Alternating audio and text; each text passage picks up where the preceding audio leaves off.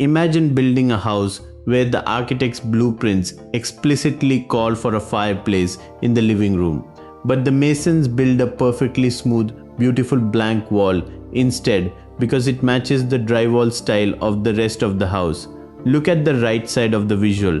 Under that result box, you have pristine, elegant code that passes every single automated style check and test.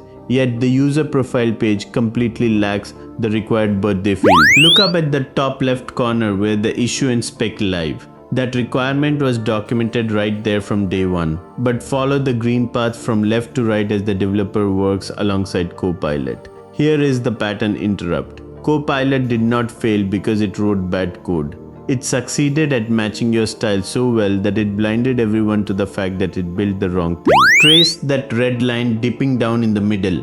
That is spec drift, the moment a pull request gets merged, because the code looks right, even though the product intent was completely lost. By the end of this video, you will be able to catch these silent specification failures in your very next pull request before a single line of bad logic hits main.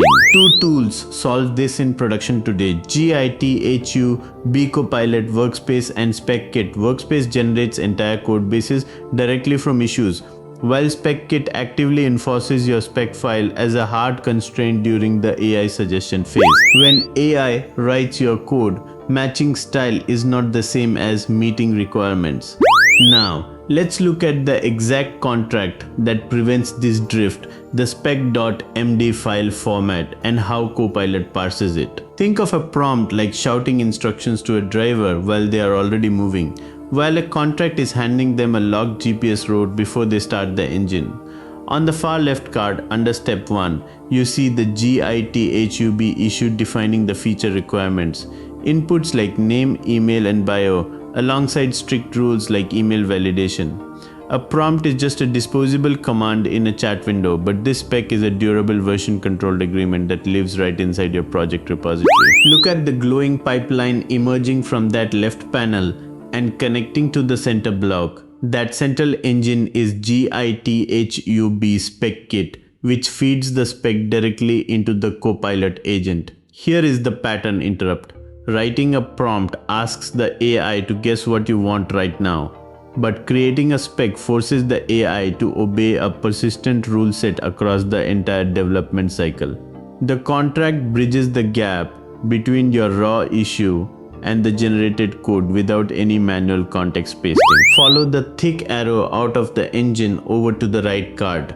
The Copilot agent processes that contract and outputs pure, fully tested code directly into your pull request, updating files like profilecontroller.go and uservalidation.cs. Notice the green check marks on the far right, tests pass, because the generated implementation was strictly validated against the contract, not just styled to look pretty. Look at the sweeping arc across the bottom showing the main pipeline.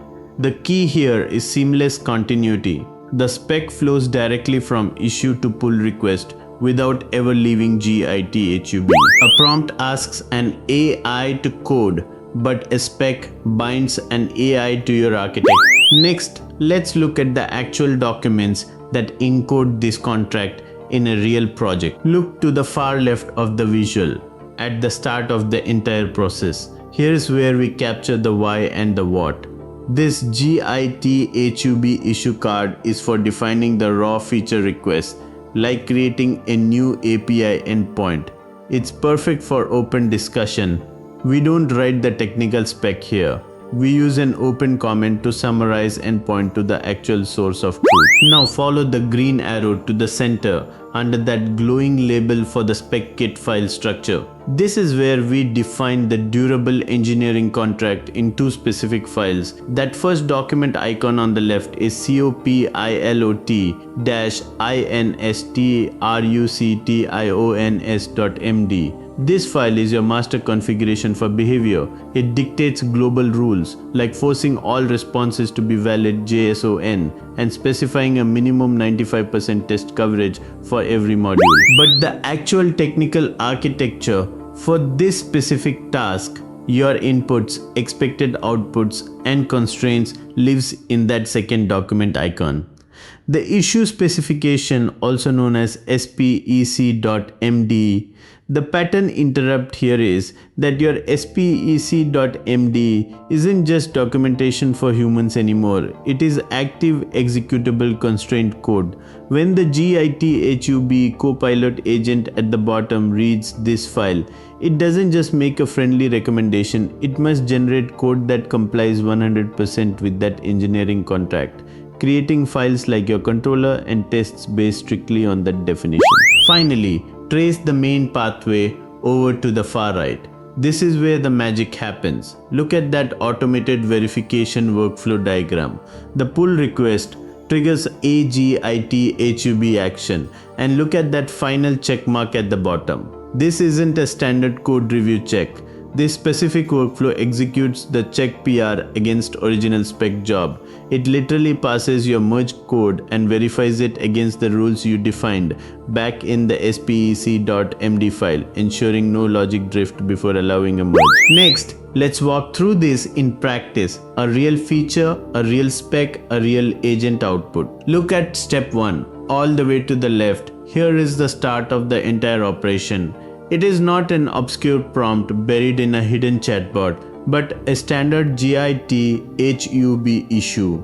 This issue, labeled feature request, explicitly asks to build a new user profile API endpoint. It includes simple bullet points for the required specification and constraints, like defining input schemas and returning errors.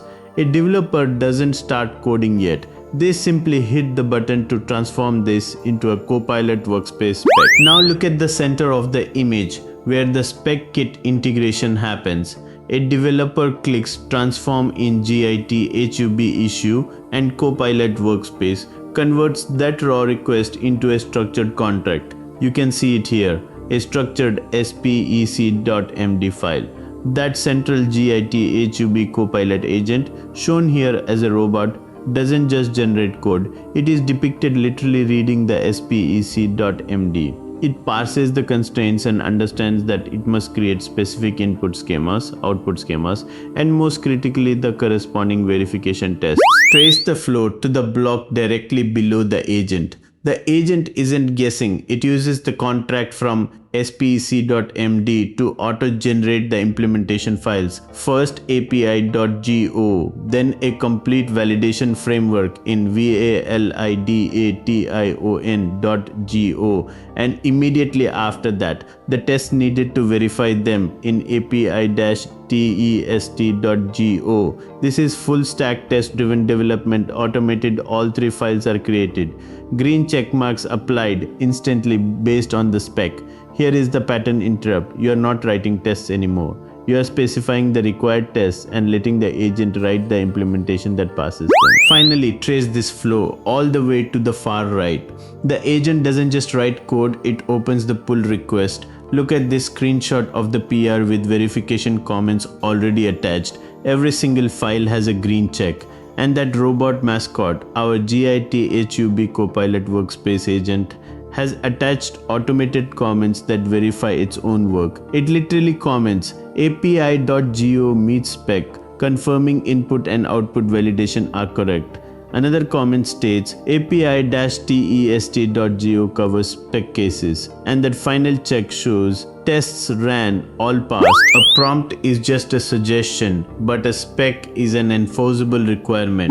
Now let us talk about what mastering this practice means for your career in 2026. Now trace this process again from left to right.